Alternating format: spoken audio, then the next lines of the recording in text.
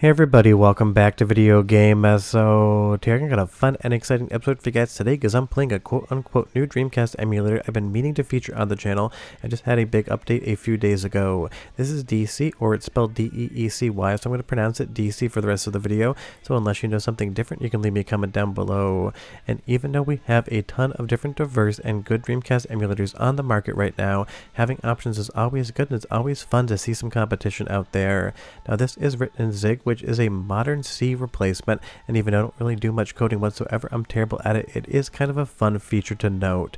And even though this is still definitely in development and is not going to be something I'd recommend you start playing games on, it is definitely showing a lot of promise. And you'll see here I left up the frame counter as well in the top left hand window, so you can kind of follow along when I talk about the frame pacing. But before we get too far involved, if you could do me a huge favor, go down below, hit like and subscribe and ring that notification bell, definitely helps us out. And if you feel so inclined and want to support the channel, got a Patreon link down below as well. So we're starting it off with one of the most obvious choices in a game that does work on Deecy, Crazy Taxi, and I will say none of the games you're going to see here are going to run at full speed. Now I am running this between 4x and 2x internal rendering resolution, and those are both actual bumps that any other emulator on my PC would handle perfectly fine. And do not think because I'm showing this not running perfectly means I don't like the emulator. I think it's doing a very good job for being very early in development. We're just talking about the results on screen. And just so you know, I'm using an i9-12900K on water, as well as 64 gigabytes of RAM and a 3080 Ti. Relatively beefy system, not the most modern thing in the world now. Could probably build another one for my editing this year, and I may in fact do that in video form. But honestly, what we're seeing here is pretty good. You're getting in like the 40 frame per second category.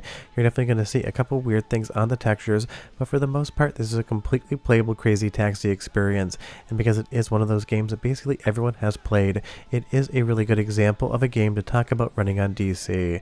And this is definitely seeing a lot of improvements, and the most recent update has definitely made it a lot better, and I kind of felt like it was finally time to talk about it. But as far as the actual graphics are concerned, outside of a couple weird textures on that ramp there, if I paused the screen and just showed this to you, you wouldn't think it was doing anything other than any other Dreamcast emulator out there was concerned. So graphically it's doing very good, and as far as the frame rate is concerned, it's hitting like 70 to 75% of the frame rate I would expect out of something like Crazy Taxi. Now moving over to another obvious choice in a game pretty much everyone has played, this is clearly Sonic Adventure. If you take a look at the frame counter at the top left hand corner, you're seeing we're hovering between 25 to 30 frames per second, and this is only at a 2x internal rendering resolution bump. But if I move it down to the native resolution, I didn't really get much difference as far as the frame rate is concerned. And that is the thing, Deecy is still in active development and it is still very early, but it is shaping up to be graphically very good as to what you would expect a real Dreamcast to draw, or any other emulator out there, Flycast being my default. So I can't wait to see how this thing progresses more, to see the speed come in, because again, I am not faulting this emulator in any way, shape, or form on its performance, because I would not expect 60 frames per second as far as how long this thing's been in development for. As I actually jump into the level here, you're going to see we're at that between 25 and 30 frame per second marker again. And as far as how Sonic got outside of that boundary there, I've seen that happen on real hardware as well. So not really an emulation bug, just more of a Sonic Adventure bug, because this game always felt like it was being held together with duct tape and dreams, maybe a little gaff tape in the mix as well. And even though it is one of my favorite games of all time, I can readily admit that Sonic Team basically was trying to make this up as they went along, and there definitely are a lot of weird happenings going on here when you play Sonic Adventure, but basically everything in the gameplay logic would happen on real hardware as well. The only difference is clearly we're not getting close to that 60 frame per second mark, and there was definitely a hitch when we came off of that ramp. But even running basically at half the frame rate, this is still an absolutely magical moment here. I remember the first time I saw the whale coming towards Sonic on this pier, knocking everything apart, and I knew the next generation of video games was underneath my television. So as far as Deecy is concerned, no, you wouldn't want to sit down and play any of these games today compared to something like Flycast or even Redream or Demule, but it's going to be exciting to see where this thing goes, because again, every single emulator has its own focus, and this is definitely going to have a fun one. But it's soundtrack sample time, and I'll be right back with more.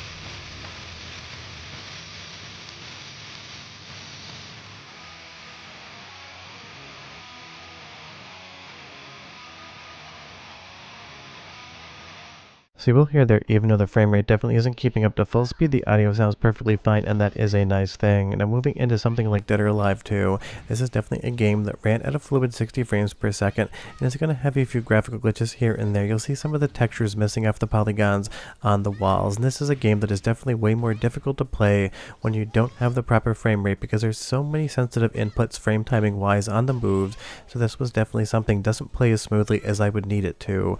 But again, this is just a demonstration of something that's in development, and I'm sure we'll get a lot better as time goes on. But you're losing maybe like 30 frames per second, give or take, based upon what Dead or Alive would normally do, and that graphical corruption there on the screen transition, definitely not something that shows up in Flycast or on real Dreamcast hardware. And losing to Kasumi here, the mirror match, is something I barely ever do, unless I'm not paying attention and trying to read my phone in the background. Unfortunately here with that frame rate, definitely was something I lost the first match on. I will move into footage from Flycast in just a moment so you can see the difference, but just look at the screen cadence here. You'll see that it's definitely dropping frames and definitely running a lot slower than it normally would. Now when we move over to the Flycast footage, it's going to be night and day difference, but I'm sure Deecy can get to the exact same performance envelope as far as the actual game is concerned and Dreamcast performance is concerned, because so many times what you need to do is make sure everything's drawing graphically correct, fix a lot of the bugs, and make sure every single call and function of the hardware is accurate, and then from there you go in and actually try to improve the speed. So what I'm seeing here in Deecy is not at all surprising. It's the same thing we saw in Amir, the new Sega Saturn emulator, on the first couple versions, and basically every single version of every emulator out there. When it first starts out life, it doesn't play every single game, and it certainly doesn't hit full speed whatsoever. So as far as Dead or Alive is concerned, the fact that it looks this good and plays this good even at a lower frame rate is showing that the developers of Deecy know what they're doing here, and we could expect a lot more improvements coming forward. As we move back to Deecy here with the frame counter in the left hand corner, you will see again the footage just has a completely different cadence to it. That's because it really just isn't drawing all of those frames, but even at 40 frames per second, Dead or Alive 2 is still one of the best 3D fighting games around, and my favorite 3D fighting game on the Dreamcast. Leave me a comment down below and you tell me, are you interested in another Dreamcast emulator, or do you think we already have enough at this point in time? I'm always thinking the more the merrier, but I know everyone has an opinion, so leave it down below. But for me personally, I love options, I love choices, and a lot of emulation development will go to inform other emulation development in the future, because even though basically every Dreamcast game can be emulated at this point in time, more developments mean a more robust emulation base. That way, if you don't want to or can't use real hardware, you have options. But it's time for the second soundtrack sample, 45 seconds, but come back because I got one more game to show you, and one that definitely has a lot more visual glitches than you've seen before. But the Dead or Alive 2 music's always been a 10 out of 10, so I love it, and it sounds great in Deecy, so go ahead and listen.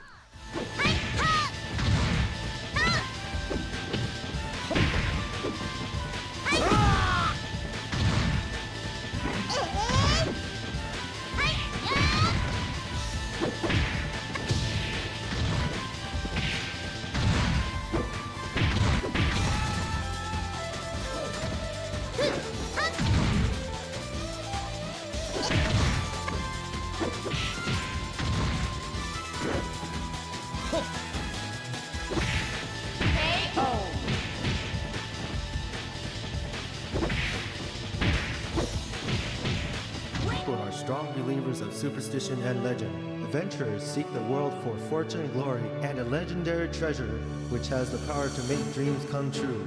That treasure is known as the Power Stone. Kind of Power Stone always has some janky audio when it comes to the voiceover quality of that read in the intro, but honestly it sounds like it should, so I really can't fault it. Just a very weird read from Capcom back in the day. Now this is one of my favorite other fighting games on the Dreamcast in 3D, definitely not Dead or Alive, but it is a fun time even if it is an arena fighter, not really a competitive fighter. And this definitely has a decent frame rate here, but you will notice every once in a while the floor texture is just going to completely go missing from the screen. And again, that's not a bad thing, it just means the developer needs a little bit more time coding this to make sure that that bug gets fixed. But every single bug is a new lead to track down and fix, and when you fix a bug in one game, generally it's going to solve a bug that you didn't notice in probably 15, 20, 30 other games. We've seen it in emulation development, we've seen it on the Mr. FPJ side of things for Saturn and 64 and PlayStation 1. Bugs are good when you're developing things because it gives you a clear visual indicator that something isn't working. My guess would be it's some issue, one of the calls to the Power VR chip that just isn't strung together correctly, because the fact that it does show up in the first place means it's working, but the fact that it disappears means it's not working correctly.